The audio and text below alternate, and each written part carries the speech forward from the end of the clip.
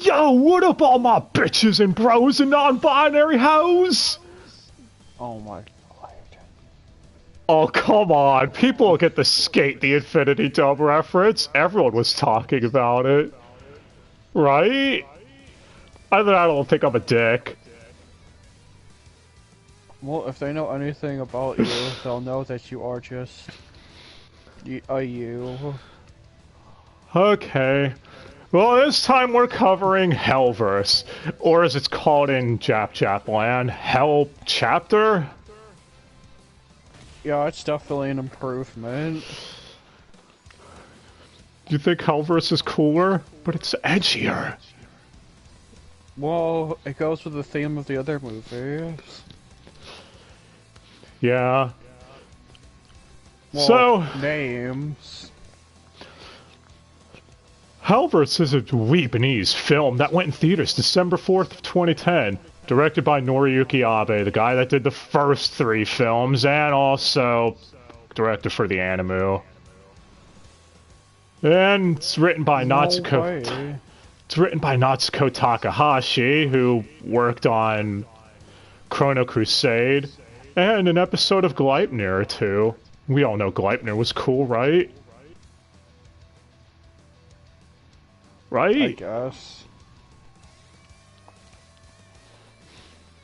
Oh wait, no, it was Okubo was the co-writer. He worked on Gleipnir. Natsuko did Chrono Crusade. Got my shit mixed up there, but I fixed it. Anyway, classic you. Hey, I fixed it. I know how to fix myself. I've been neutered before. Wait a minute. Anyway, and Tite Kubo, the mangaka, was overseeing everything. He even wrote a manga chapter prologuing this whole movie, which got made into an episode. And of course, it wouldn't be Viz if they didn't fuck it up when it came to the dub release of it some way. Classic. So, the movie would air on Neon Alley. Remember that service? That takes me back. November 25th of 2012. I remember, that was when I first saw it. The prologue episode of the Hell Chapter would air May 26th of 2013, over half a year later in dub. Viz, how did you fuck that up so badly? I guess you don't really need to see the prologue chapter. The movie does a good job filling you in on shit that happened during it, kind of. But still. Anyway, you ready to get to this, Die? I guess. But hey, this movie's actually on Blu-ray in the US, like Fade to Black was, and unlike the first 2 movies. But alright. That's just what they want you to think. But hey, at least Viz's track record is still nowhere near as bad at fucking up things as funny. Anyway, so let's start with the prologue episode, where Urahara's talking to Rukia. And they're talking about how Soul Reapers are going missing, and they don't know what the hell's going on. Also, Urahara and Tessai are going on vacation to explain his absence from the upcoming movie.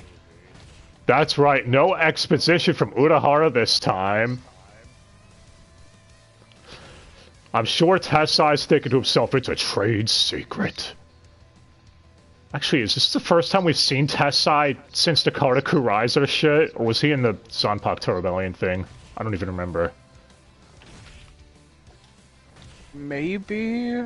I don't know. The point is, though, is Mod Souls aren't here, so it's cool.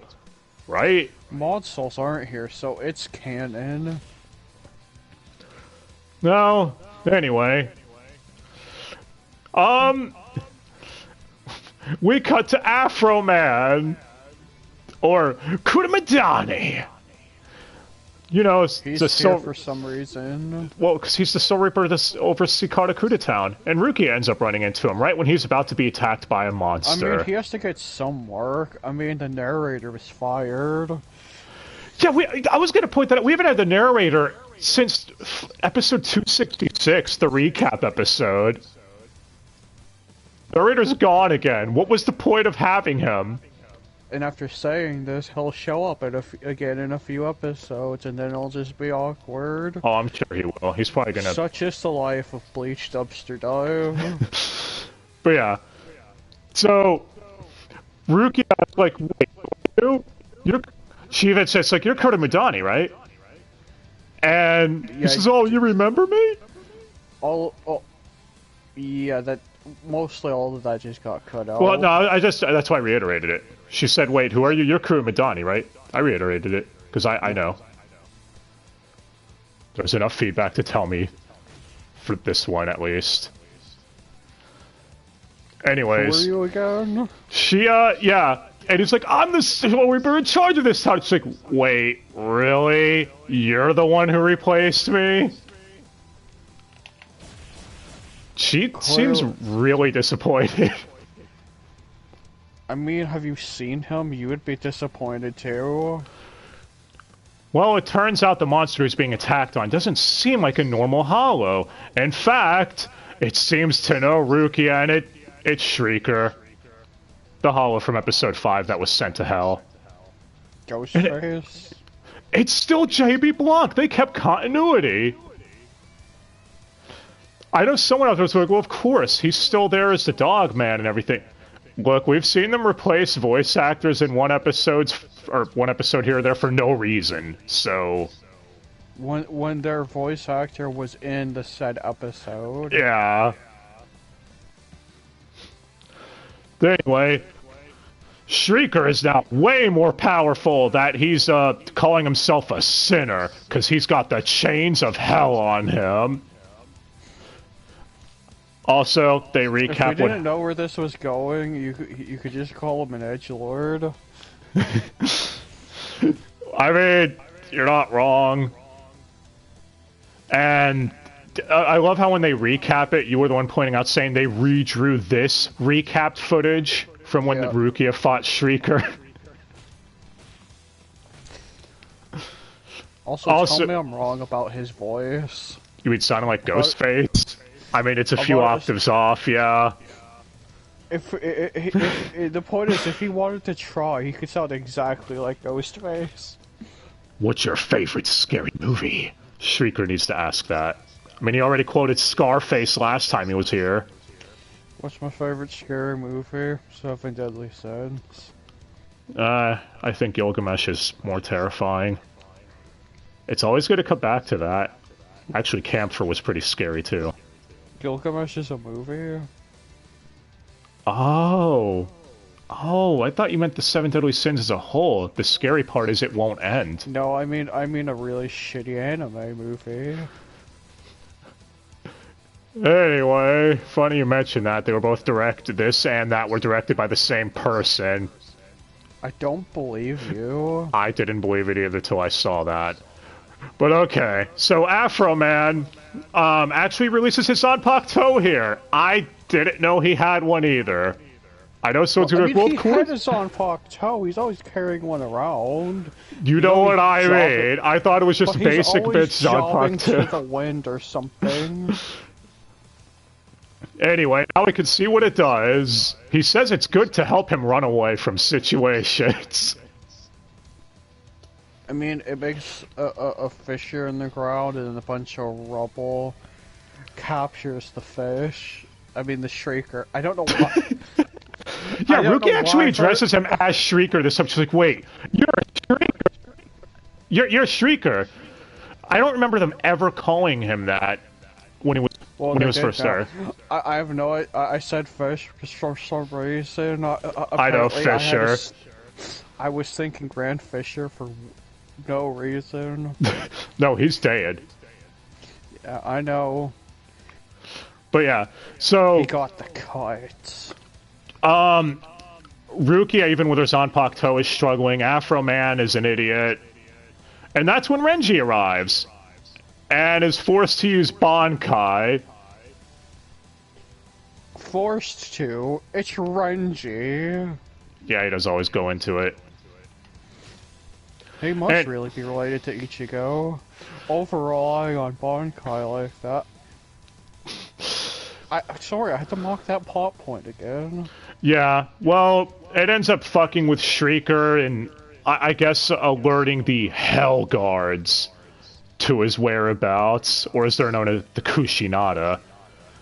And they come from the gates of hell to retrieve Shrieker. It's like, no, I'll crawl back out of hell again, just you wait and see. Except he doesn't. He's never seen again. He's never heard from again. But we cut to a captain's meeting, and Yamamoto's like, ugh, this is very disturbing. These incidents about how sinners are getting out of hell. I am assigning Renji Abarai and Rukia Kuchiki to this mission. Well, I mean, Ichigo's there too. Should we tell him? No. Why? We don't need him to get involved. Spoilers, he gets involved. Holy shit. Might as well spoil the makeup too while you're at it. Well, back in hell, we're now with Xylopero and Arunyeru. Fuck me, why is he here? Because... Or it, I don't even know. The low voice doesn't even, or the high-pitched voice doesn't even talk for Arunyeru. So it's only It does. Oh. So I remember only hearing the Keith one. And since Xyle is here, obviously, it's still Bendiskin. Yeah, I love seeing them argue. You know, where they're having a pissing contest. Well, we died. Well, where are we? I don't know. And Xylopero's like, you know, you're a complete idiot. I would love to experiment on that goo in that jar. And I don't know, I wish we'd gotten more of this when they were still alive. You know, more of them arguing with each other. But all we really got is them sitting around the table. Yeah. And that's when the sinners arrive, asking to basically recruit the two of them, and Xylopero's like, bitch, I'm in a Spada. I don't need you. And Arunyeru's like, yeah, so we don't need to listen to this. We'll finish each other off after we finish these sinner people. Because, yeah, they hate each other, apparently. Oh, that was one thing Xylopero said that was hilarious. It's like, do the math. I'm a Spada 8. You're a Spada 9. That means I'm stronger than you. Yeah, tell that to Yami, who's a Spada 0. I guess in this case, the numbers do lie. Yeah. Something tells me they would just take each other out at best. Yeah. I mean, then again, you'd probably have Arunyeru eating him. I mean, then again, Baragon really should be 1, but we know why he's 2, because Aizen's an asshole. Yeah. So the sinners here, the main villains of the movie. The two that attack here are Shuren, voiced by Patrick Seitz, because of fucking course. And Gunjo, voiced by Jameson Price, because again, of fucking course. Spoiler, Chad is in the movie. Yeah, so... Actually, isn't he doing his Dio voice, essentially, for this character? Who's Shuren? Yeah, it's close to it. He's at least trying to do a different voice. Yeah, so... Gunjo's abilities are... Did he say he's like a tentacle monster? Yeah, he grows tentacles out of every... Where... Yeah, and Shuren is a fire monster. That it? Like, it's just fire. He shoots fireballs, has fire weapons. I don't think we mentioned Demon Shrieker, as, you know, like to call him. His whole body was a bomb this time, instead of just the bugs in his mouth. He set himself up the bomb. Yeah, which is why Rukia was having trouble with him. Because it's not like she could just go straight for him, he'd still explode. Anyways, Xylopero and Arunyeru kind of job to these two. It doesn't go well. And they're never seen again, except for those recaps. Yeah. that we'll get. I'm just glad they were here. It was a nice thing of, you know, bit of fan service or whatever. Though I am wondering how come they were the only two here. What about Nuetra or Zamari? Because this movie is really confused about where it takes place. Well, again, that's like, obviously we know Espadas 1 through 4 weren't dead yet during the making of this film, fine. But Nuetra, Zamari, where the fuck were they?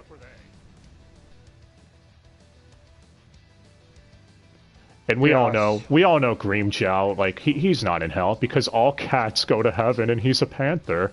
I know what I said. But okay. Right. The prologue ends with Shurin and Gunjo going on basically saying, we need the substitute Soul Reaper's power to break through the Hellgate. We need Ichigo Kurosaki, because everyone addresses him with his full name for some reason. I don't think we brought that up during these Dubster lives, but seriously, everyone calls him by his full name if they're an antagonist. Or even not an antagonist. Yeah. So anyway...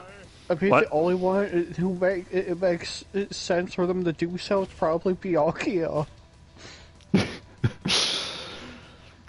But hey, the movie begins with recapping Ichigo in his super demon hollow form versus Ukiura, or Ukiura! That's the only way to say that name, by the way. That's the only way to pronounce it. It's canon. So if you wanted to see this fight with a movie budget... And Ukiura not talking... Because, yeah, it's only Ichigo grunting. I think it's a heavily abridged version of the fight, too, isn't it? Yeah... Then it cuts to some dude screaming in hell. Wonder what that's about. Before cutting to present day, when Ichigo's yelling at thugs for knocking over flowers at a gravesite. Haven't seen this before. It's just like that almost that exact thing from episode 1. Yeah, they used it several times even. I guess it's meant to be a throwback. But yeah, you notice a dialogue from the thugs. What'd you say to us, sucker? Come on, man. Like, what the fuck? Why? Also, one of them was Liam O'Brien and another one was Travis. Oh, one of them was Travis. I'm sure he won't show up again in this movie. Well, anyway, Ichigo makes him apologize to the ghosts, because of course. And back at Ichigo's place, Ishin says he has to go to a medical conference and won't be back for a couple of days. Yeah, he's going to hell instead to voice that other character. Oh my god.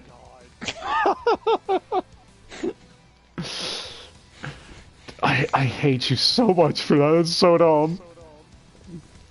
But yeah, it's basically to write him out of the movie for when the plot shit happens. Basically say that's why he's not here, even though he has powers that are powers on par with probably a captain.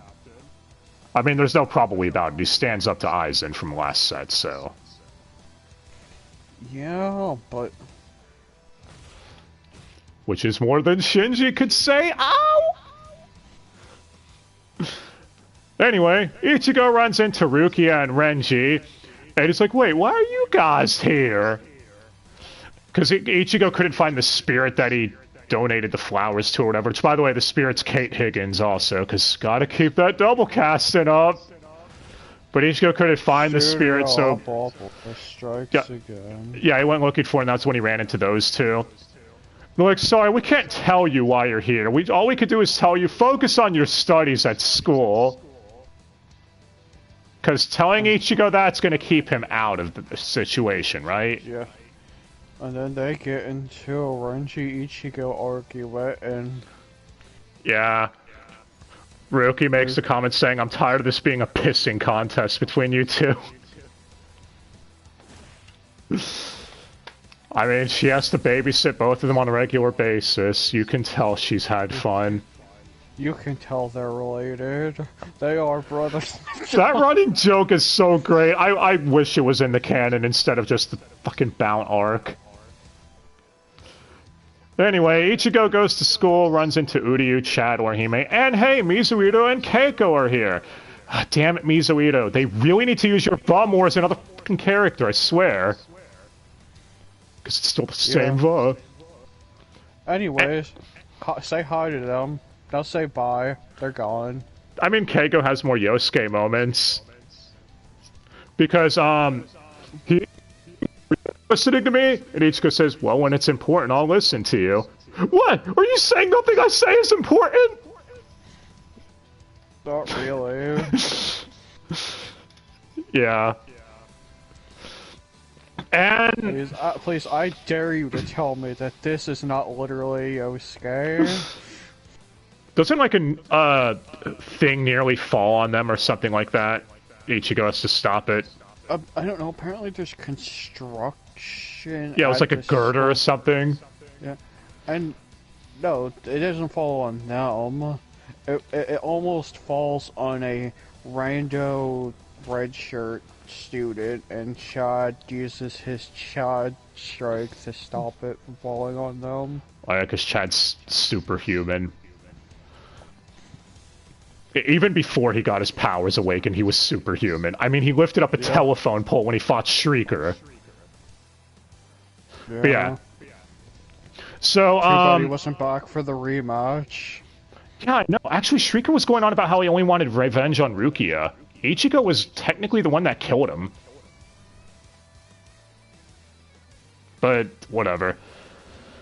Anyway, yeah, so...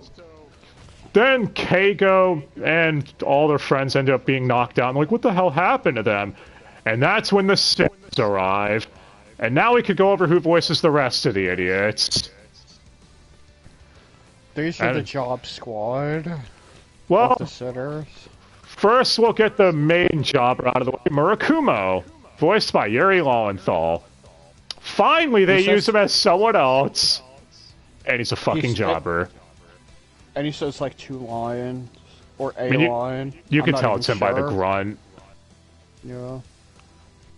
Anyway, after him, we have Tycone, voiced by Joe Ackman, or Pachi, doing a completely different voice. Like he's the only one out of this group that matters. Well, I'd say that. Oh, you mean out of these 3? Yeah. Yeah, then there's Garu guy, who is the big man. He's a man of many words. Voiced by Jamie Simone. Hey, they finally got him to voice someone else, which, upon looking this up, found out he's also the owner of Studiopolis. So, that's a fun fact. And hey, he ADR directed Naruto, Sailor Moon, Tiger and Bunny, and Afro Samurai.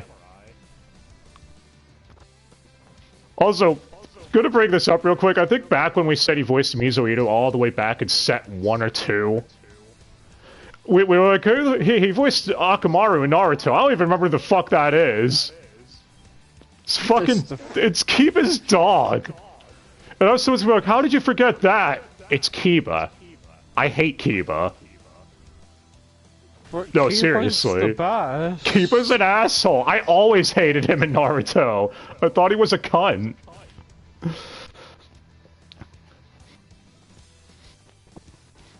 But alright. Yeah. I mean, he at least does a different voice here. You know, for Garu guy. He has a voice. He doesn't even talk, he mostly just grunts and roars like a... He's one of those characters that literally anyone who could do a deep gruff man voice like that can voice. Well, they're all fighting them, then having a fun time. Meanwhile, with Renji and Rukia, they said, like, wait, there's sinners attacking, or we could detect spiritual pressure in 2 spots. One's at Ichigo's place, the other's at the school. So Rukia goes to his place while Renji goes to the school. And what's up? Or stays at the school. Yeah. Are you trying to see how many times you can say Garu guy in this video? Yes! Is that what you're going for? Garu guy! But hey! Renji arrives and informs Ichigo of the situation back at his house. And he's like, go home, we'll handle things here.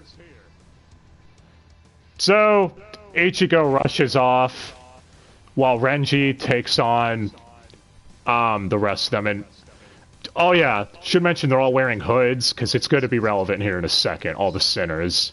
Hoods and masks.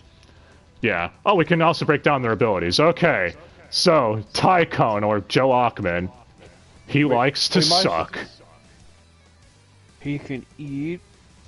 Spirit energy? Spirit energy, reishi, whatever. Yeah, does any form of mouth anywhere on his body?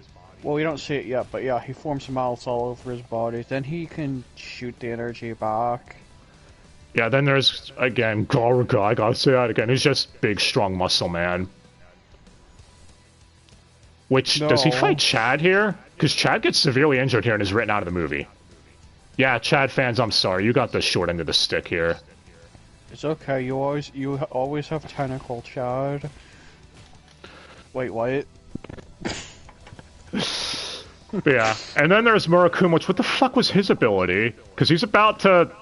Well, he's about to get murked. He was using a weapon. Now he's dead. Yeah, because his hood gets knocked off, and they're like, "You idiot! Put your hood on!" And... My hood! Yeah, the Kushinada, or the Hell Guards, come out of hell, run him through, and he's screaming, "No, don't take me back, please! I'm sorry!" Okay, we'll just kill you then. When you die, you spawn in hell, as we find out. When you die in hell, you die temporarily. Yeah, the others are basically forced to retreat after that. Meanwhile, Ichigo arrives while him and Rukia get ready to fight Shurin and Gunjo. By that I mean Shurin's like, "Oh, I'll take his siblings as hostages because we need his help. Gunjo, you take them on. Take them on with your tentacle monsterness." And, yeah, we're finally here. I know you're gonna make a joke about this. A mysterious sinner arrives to help Ichigo, and he manages to save Karin and hand her to Rukia. And, unfortunately, though, Yuzu gets captured, as Shurin and Gunjo make their escape. This sinner's name is Kokto, and he's voiced by Travis Willingham again. I'm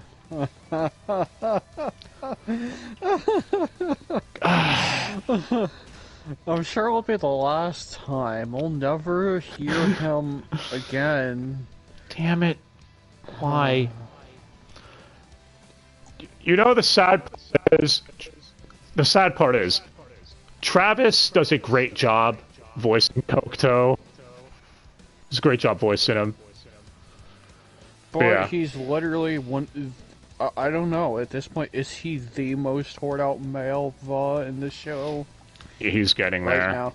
Him and JB Blanc are like the two that are up there. Well, the difference is, you heard JB can do a multitude of different voices. Yeah, Travis, one of those, is a great but only has 2 or 3 voices. Kind of like Laura Bailey. It's easier to tell it's Travis. But yeah. Well, Renji and Rukia are prepped to go to hell, being as how that was their mission, that they might have had to go to hell to investigate. Renji is even asked by Rukia, "Make sure the gateway is set for you to send us back if worse comes to worse." And Ichigo is saying, "Yeah, we're going to hell to save my sister." And Kokto's like, "You're a good man, Ichigo. Fine, I'll help you into hell." Oh, and Uryu is going with them too. And for anyone wondering what Orihime is doing, staying back to heal Chad.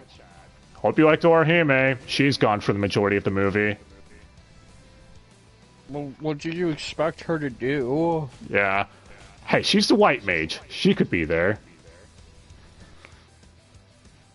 What? Yes, bring the white mage into hell with you. That sounds like a brilliant plan. Well, anyway, Kokto opens the hell gates, And does a pretty poor jester impression of DMC3. Welcome to hell. Hey, you were the one that made that joke. Jester said it better. Anyway, arriving in hell, they see normal people are just standing there looking distraught and sad. And Kokto explains how they've given up. Their spirits have been completely broken and crushed by hell, because it doesn't matter how much you train. The Kushinada will kill you, devour you, and then you'll just respawn again, and the cycle will endlessly repeat until your spirit's completely broken. You die. I mean, honestly, this movie does a great job showing how bad of a place hell genuinely is. Which they did explain that they go over it again, saying that if you're a soul that dies, but you were a good person in life, you go to Soul Society. But if you were a dick in life, then you go to hell when you die. Which I guess is self-explanatory, which means the Soul Society is the closest thing to heaven in this universe. Well, then society as a whole is fucked anyway. Well, Kokto also explains when they're like, why are you helping us? You're a sinner, aren't you? It's like, oh, I don't like the way those guys operate. They're kind of assholes. And maybe I can relate to you a little bit, Ichigo, for plot reasons that I'll explain later. Oh, okay, sure. Anyway, so they run on ahead, and Shuren tells his friends, like, okay, Tycone, you, Garugai, and Gunjo, run on ahead. I'll wait here for the Soul Reaper to arrive. So, time for all the fights to break out. We've got Tycone versus Uryu, Renji versus... Yep. Renji versus Garugai, and Rukia versus Gunjo. Again. While Ichigo and Kokto rush on ahead. I mean, Rukia tries rushing ahead, but Gunjo's like, no, bitch! Tentacle snatch! But okay. I mean, they do start out fighting different ones, but they switch back to the same opponent again. Yeah. And because they have their robes off now in hell, they're much stronger, or something. Yeah, which is where his mouths come into play. Instead, he was just absorbing his arrows. Yeah. I guess we'll break down these fights real quick. Tycone versus Uryu. Where like a confident dick saying, it doesn't matter. Holy shit. Yeah, what the fuck happened to my mic there? That was weird. I don't know, maybe you were trying to communicate with us like a robot. Does not compute. Okay, anyway. Yeah, he's like, your attacks can't hurt me. I'll keep absorbing them forever. But... well, he continues to be flamboyant and ham it the fuck up. Yeah, and I love how Joe Achman's voicing another fat man, because Hachi's also a jolly fat man. Yeah. Well, turns out Uryu was stealing Reishi as well. What the fuck? The Reishi was being stolen from him as well. I'm starting to think the battery for this mic is low, and I think that's the problem. Oh. You can't steal it from me, because I'm gonna steal it from you! And because of that, he does a modified version of the Sprenga. The same attack he did to Xylopero. Yeah, Tycone's dead. He's dead, man. So we're at a 4 count for this move? Yep. Although it's... he said it's a different variation that traps the opponent in a barrier, so that way he has all the time to build it up. So that one makes sense. The only time it didn't was during the new Captain arc when he used it. It makes perfect sense in the context of that arc, because that was that arc. Well, now we got Renji versus Garugai. And, yeah, Renji goes Bankai here, doesn't he? That's a stupid question. He just jumped straight into it. I mean, you all know how this fight probably goes. Garu guy gets snaked. Yeah, he gets pierced by all the snakes. Yeah, and then you have Rukia versus Gunjo. Hey, Rukia's moved up. She's taken on the right-hand man of the Antags. And actually, doesn't she kill him with the same technique she killed Arunyeru with? Yep. Right when he was gonna tentacle plow Rukia. Woof. Anyway. So yeah, those fights are wrapped up. Meanwhile, with Kokto and Ichigo...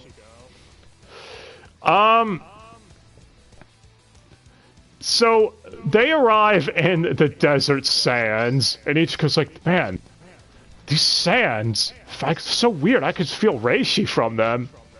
And Kokto explains how that's because it's not sand, it's actually the dust. People. Yeah, it's dust remaining from the crushed bones of all the sinners over the years, as they were repeatedly crushed by the Kushinada again and again.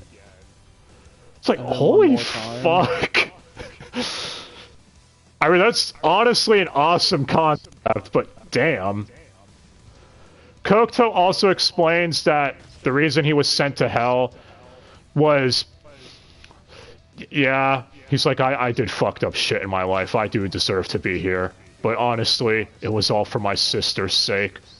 It was an accident. Ichigo, please, you gotta help me get out of here if you're able to, man. Because I just want to see my sister one more time.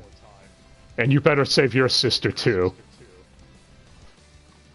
But Ichigo is like, okay, if we get out of here, if it's in my power, I'll help you escape.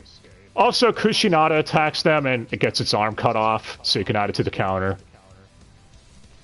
Oh, really gotta hand it to them. Well, they arrive at Shuren's base, and... That's when Shuren explains, like, huh, it looks like your friends were successful, just as I planned. Oh no, it's Aizen! Oh, no, this one actually makes sense, never mind. So, as we explained earlier, when you die in hell, you immediately respawn. Well, after killing all of his henchmen... Shuren's friends respawn at his base where he is, so now Ichigo and Kokto have to deal with the whole team by themselves. Which means Shuren predicted they would lose. If that's the case, why were they trying to kill Rukia and friends earlier? These are terrible henchmen. I love how Shuren's like, they purposely allowed themselves to get killed. I call bullshit on that one. Unless you've got a counterclaim. What? It's because they suck. The only one you might be able to say is maybe Tycone, because he wasn't really attacking Uryu as much. He was just absorbing his shit. But Gunjo was actively trying to kill Rukia. Your right hand comes off. Anyway, Kokto decides to take on all three by himself, while Ichigo takes on Shuren to a remix of Treachery playing in the background. I got nothing for that. I don't think we brought up the OST here. They remade a lot of the OST from this show here. I mean, some of the Bout versions do sound a lot better, I'm not gonna lie, in this movie. Yeah. But yeah. So Ichigo hype his hell fight with Shuren. Oh, that was one of the things we forgot to mention earlier. So when they first got into hell, Ichigo, when they were attacked by the Kushinada when they first entered, Ichigo accidentally holified and explained he couldn't control his hollow powers. And Kokto tells him, well, when you're in hell, your greatest, deepest instincts come forth. Because we gotta bring back instincts again. Right, Dai? Yes. And Uryu mentions, I've seen Ichigo out of control. This place is dangerous. We gotta hurry it up in GTFO. So yeah, Ichigo's trying to hold back from holofying against Shurin, because he doesn't want to lose control. As Shurin's telling him, you gotta break the Hellgate if you want your sister back. Because normal humans can't survive in Hell. She'll die. And if she dies in Hell, she dies for real. I mean, she'll respawn in Hell and be considered a sinner. That too. Anyway, it leads up to Ichigo defeating Shurin, and Kokto defeats all three of the villains on his own, doesn't he? Doesn't he take them all down into the magma with him? Yeah, he takes them all down into the magma, right? Yeah. Magma. Magma. Said magma, not Magna from Black Clover Die. What the fuck is wrong? Anyway, Ichigo's about to celebrate his victory from freeing Yuzu when suddenly, surprise stab from Kokto! Well, no, it's the surprise stab from his sword. Yeah. Also, but also him, yes. And Ichigo's like, what? How could you? I thought we were buddies. We bonded. We were friends. And Kokto's like, I never betrayed you, silly. But I am going to tell you about my backstory now. So I was sent here because my sister was murdered by thugs, and then I took revenge on them and tortured them slowly until they died. That's hot. Wait. I mean, honestly, Travis gives an amazing performance here as Kokto going on about how the pain of that broke him beyond belief, and how he hated going on living and everything. Unfortunately, it's Travis. Yeah, we're sick of hearing Travis at this point, but honestly, this is one of the things where it's like, fuck if they hadn't overused him so much. But yeah. So he's telling Ichigo to get angry. That's when Rukia, Renji, and Uryu all arrive. And Kokto makes short work of them, because it turns out he's kind of strong as fuck. Actually, does he kill them here? Because one of the things, I was bringing up when we were watching it, one of the things in the movie implies he might have later.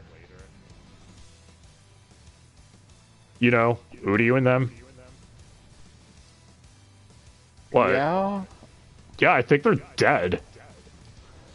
And then they died. Yeah, so Kokto explains breaking the gate isn't how you get out of hell. It's breaking the chains that bind you. Because even if you get out and destroy the gate, the chains will still alert the Kushinada of where you are. So he taunts Ichigo until Ichigo eventually goes super demon hollow like his fight with Ukiura. And starts breaking the chains. And before he can break the last one, Renji, in a last-ditch effort, uses that technique he was talking to Ruki about much earlier on to send Ichigo and Yuzu home. And, yeah, Kokto's kind of pissed. He only had one chain left, he was so close, yet he couldn't finish, he got cucked by a Renji. But yeah. And I guess that... So we cut to the Soul Society, or wait, it's not the Soul Society, all the Soul Reaper people are here in the World of the Living, right? Because the Hellgate was here. That's what it is, isn't it? Yeah. Yeah. I guess. Well, we cut to Ukitake talking about the situation, and he says, Lieutenants Kuchiki and Abarai. Ruki is not a lieutenant, Ukitake. You're kind of jumping the gun, my friend. Unless you gave her a promotion off screen we don't know about. I mean, it would make sense. Think about it. Kyan's dead in his squad. He has no lieutenant. What, is he going to promote the 2/3 seats? You know... Have 2 lieutenants? That would be silly. Man, it'd be real awkward if that ever happened. I'm gonna slap you if that happens. Anyway... Ichigo rushes in with Yuzu, because Yuzu has a chain on her. It's like, help Yuzu, please! Orihime tries healing her, it doesn't go well. Yamamoto comes in, it's like, that son of a bitch, Ichimaru owes me money! Ichigo, because your name begins with Ichi, I'm taking it out on you. You're being punished because you broke the Hell Gate. Because it's all your fault. All because you put your selfish desire to save your family above the world of the living. Because no one else would have the mindset to do that. They would all be soulless machines and just watch their siblings die. What? Yeah. I'm gonna blame you for my own incompetence by not sending enough people to investigate this. Yeah? I mean, he sent 2 people and only one of them was a lieutenant, despite what Ukitake wants to say. He didn't even send a captain. Dude, if hell is fucking up, shouldn't you send a captain? Like even Mayuri, the head of research dude, to try looking into... That would be a bad idea. Because you're saying he'd research hell? He'd be like, I want it on Earth! Yes, hell on Earth! Anyway, Ichigo is now under house arrest. Because the Soul Society can do that, I guess. If Ichigo has to go to school, fuck him. He's not allowed. Soul Society are the police. Yeah, I was like, when he said that, I'm like, wait, what? How the fuck does that work? But we actually get, Byakuya giving a pep talk to Ichigo here, which is different. Byakuya's not being a dick this time to him. And Ichigo apologizes profusely to Byakuya, like, I left your sister there, man. All because I wanted to save my own sister. I'm a piece of shit, I'm worthless. I'm emo, Chico. It's not like this pep talk has ulterior motives or anything. Yeah, Byakuya basically tells me, he's like, Rukia is a Soul Reaper. She knew what she was doing. She was trained to put her life on the line for duty and all that. And then he says, anyway, keep in mind what your friends actually wanted you to do and why they sacrificed themselves, but I must go. After he leaves, I don't know, Yuzu's chain somehow breaks. It's not really well explained, to be honest. It's really not. I'm not gonna lie, I'll be honest, it's probably still my favorite Bleach movie, but I'm not gonna ignore the stupid parts, and this part made no fucking sense. It makes sense if you don't think about it. I was really expecting someone to say, well, it's because you believed hard enough, Ichigo, that Yuzu was a really good person, so hell agreed with you. Could you imagine if that was it? That sounds dumb. I believe it. But with new determination after Byakuya's pep talk and knowing Yuzu is safe, Ichigo rushes back towards hell. And with a heavy metal version of number 1. Really heavy metal one. Hey, this fucking remix is awesome. I'm all for it. And that's when you hear them say, Captain Hitsugaya! The substitute Soul Reaper is broken house arrest! He what?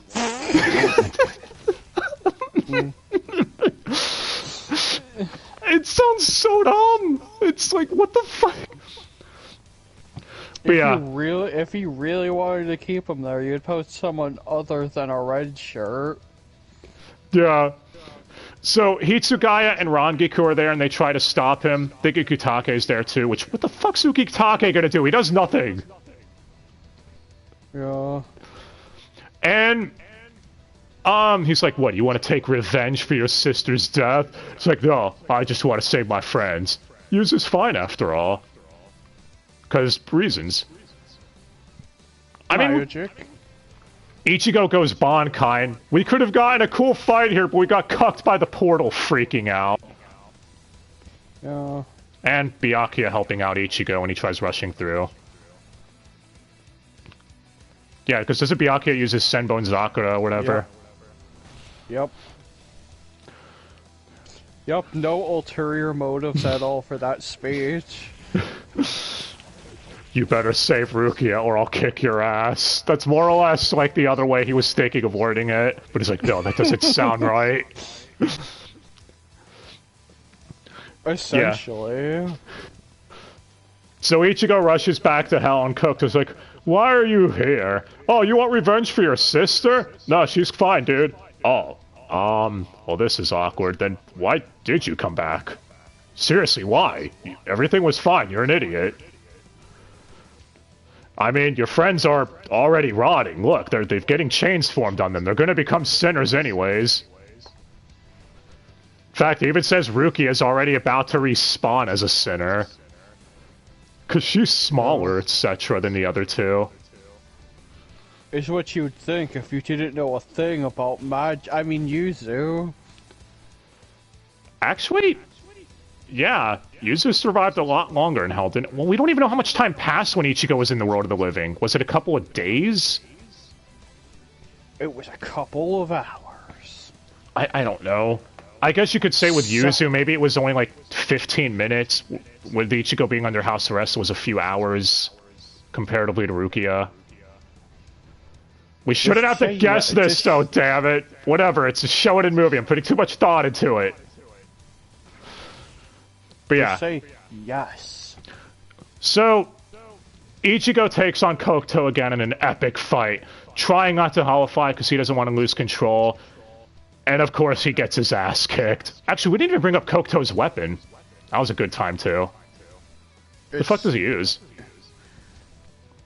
A sword. That's it? He doesn't have any special abilities? Not really. Oh. Yeah, that's one thing we did forget to mention. If anyone's wondering why Shuren and his crew aren't spawning... If anyone's wondering why they didn't come back... It's because, whenever they tried respawning, Kokto would keep stabbing them, saying, stay dead for a while, damn it! So yeah, I guess he's just been sitting there killing them this whole time every time they responded when Ichigo was gone. Spawn killing asshole. Yeah. He did explain, too, that, he saw Ichigo's battle with Ukiura. Like, he implied that saying, I saw one of your battles and knew that you were the one that break the chains.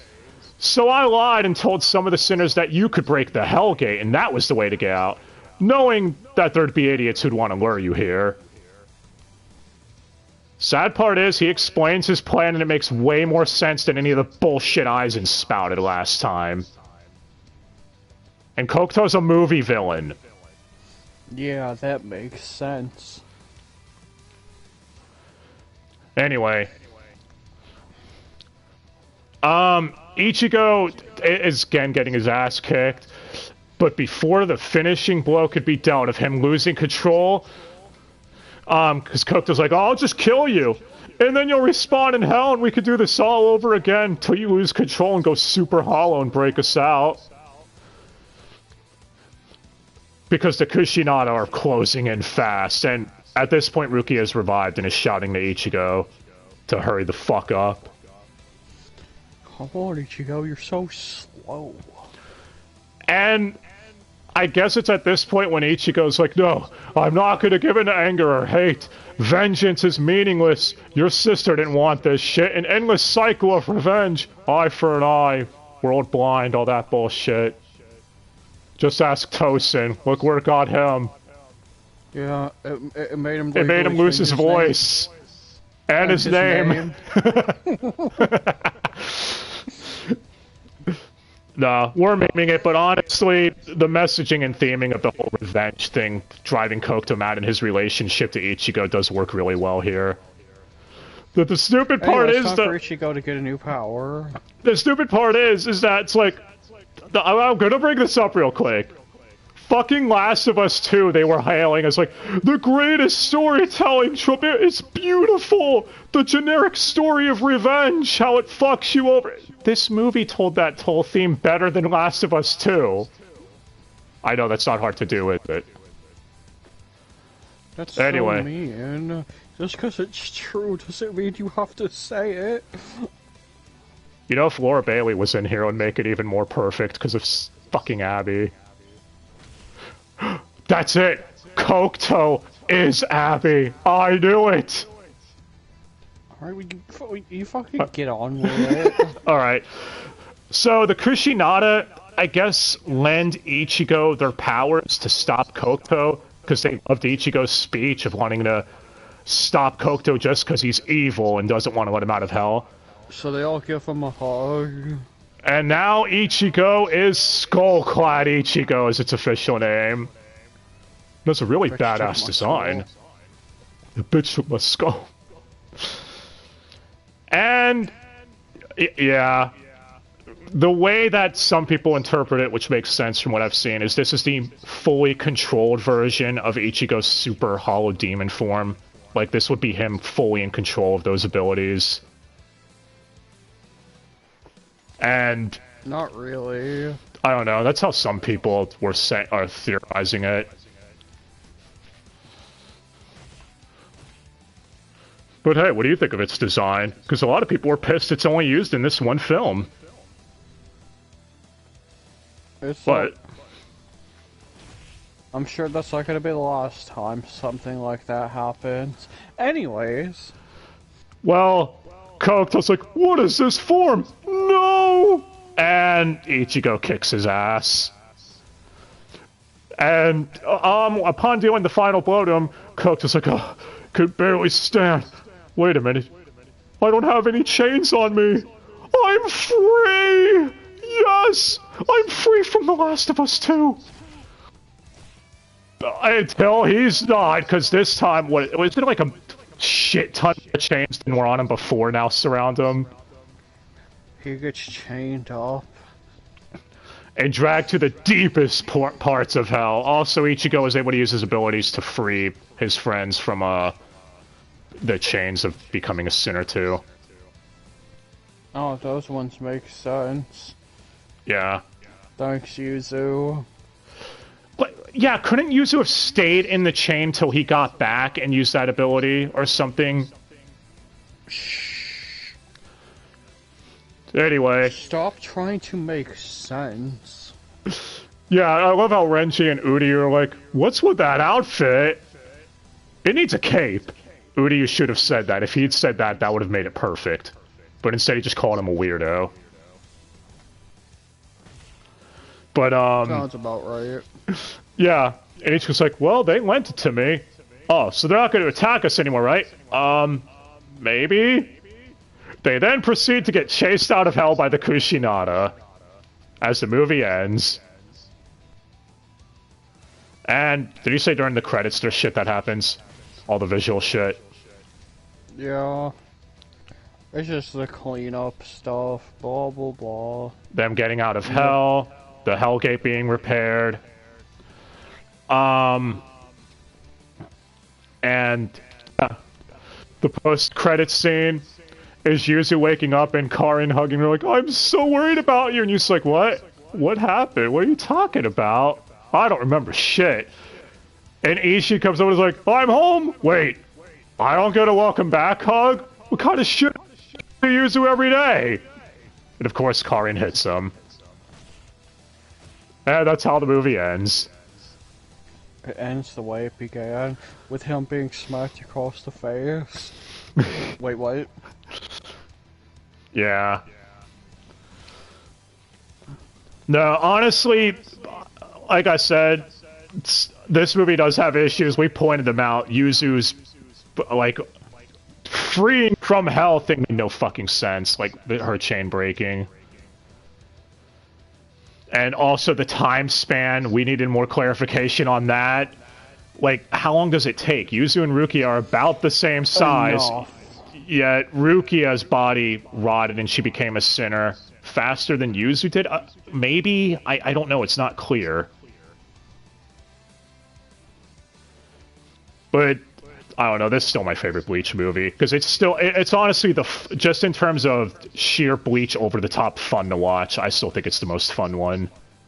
It has a whole bunch of weird movie renditions of a lot of OST.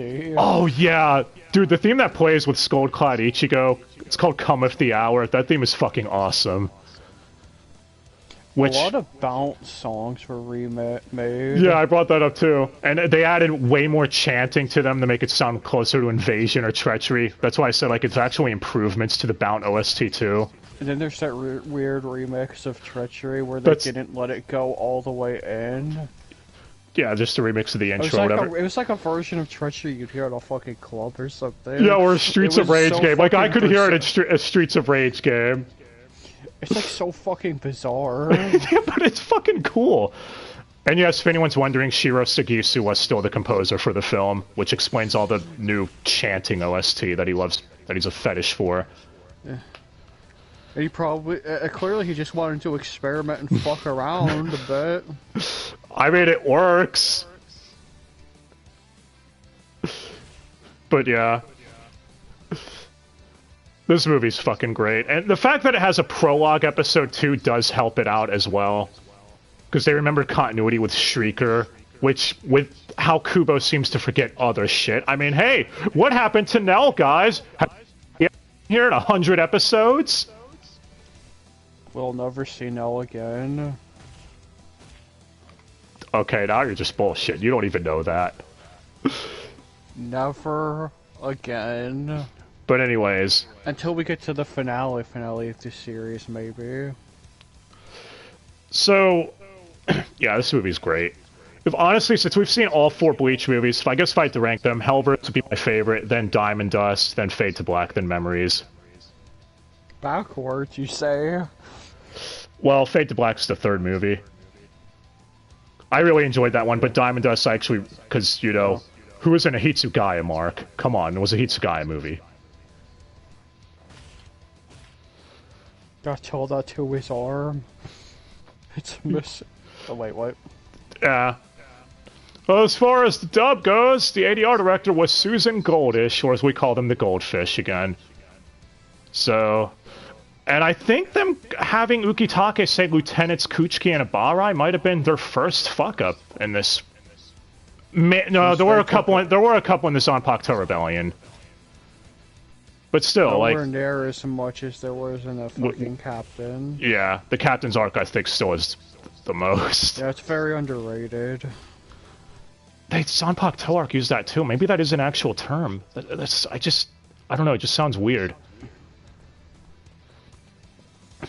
But alright. I don't know. I also like this movie, how it called back to the Ukiura Ichigo fight and kept continuity. The problem is trying to place it in the timeline anywhere is really fucky. The only place, there's only one place it can go. Yeah, and we'll have to get to that when we cover the next few arcs. Maybe we'll try piecing together at the very end where the movies could fit. Because as of right now, Memories of Nobody is the only one that has a definitive place where it could go. And that's between the Bound arc and the Irankar arc. Yeah. Fucking There's a lot of cooldown in other places, where the other two can go. This is the worst place to bet, though. Yeah. Especially with how much especially when it includes the Ukiura fight. Yeah, but it had to include the Ukiura fight to basically go with the whole theme of Ichigo not having full control over his hollow powers. They couldn't really leave that out. Hey, we got to see that fight with movie budget. I think you have no complaints about the animation then. Yeah, I mean, people are being knocked into walls in the middle of other people's fights. They went all out on the budget. Like I said, dude, I saw this movie when it aired on Neon Alley and it was fucking great. I know I watched the Blu-ray a few times too. And then I watched it with Goku when they first put it on Netflix back in like 2013. Yeah, it's been on Netflix that fucking long. Which makes you wonder why they still haven't added more of the Bleach shit. Classic Netflix. But this dragged on long enough. I don't know, let us know what you thought of Hellverse. We've covered all the animated films. Unfortunately for the true fans of the audience, no, we didn't get to see him almost stabbed again. Dude, yeah, she wasn't in the movie. Actually, Kenpachi wasn't in the movie. I think that was surprising. Like, Hitsugaya, Byakuya, and them might as well have gotten cameos, which, yeah, I should mention that real quick. That was one thing that made me like this movie a lot, too, was, for once, it wasn't a fucking MacGuffin in the Soul Society. It was a MacGuffin as a person. Hi, Ichigo. Yeah, well, I guess it did repeat the damsel in distress thing, which Kubo has a fetish for, clearly. I mean, so does Saint Seiya, so we know where he got it from. But yeah, it was Yuzu's turn this time to be damsel in distress. So, in other words, they're just useless. I mean, they have more of a purpose than Momo. Well, Momo's purpose is getting stabbed. They have more of a purpose than Tetsuzaimon. His purpose is to... But hey, at least, we got Joe Achman doing a different voice. Yuri Lowenthal was wasted. Like, really, guys? Couldn't you have had him voice Gunja? Like, have them swap around? That way Jameson Price was only voiced one-off, so it didn't make it as silly with him and Chad. No. Whatever. Okay. Well, that's it. Oh no. Next time, it's the final confrontation with Aizen. Episodes 300 to 310. Trust me, there's a reason why it's only 12 eps next time, or 11 eps. You'll see. Because there's going to be a lot more stupid shit to say. You'll see, Dai. Actually, you remember. Then after 310 is a few one-off fillers, and I don't know, it doesn't feel right ending the Aizen arc with us bitching about how one-off fillers are silly. I mean, if they were on par with those other two fillers, then maybe. I mean, I genuinely can't remember, so we'll see. But alright, this dragged on long enough. So yeah. Thanks again so much for watching. Hope you all have a good day, and I don't know, let us know what you all thought of Hellverse. Maybe next time his mic won't cut out the whole time. Yeah, what the fuck, man? Hey, at least I was able to repeat everything and caught that this time. One good thing about this stupid headset. Don't be like him. Don't get that headset. Yeah, Turtle Beach can suck a dick. But alright. Till next time, guys. Right, Jimbo!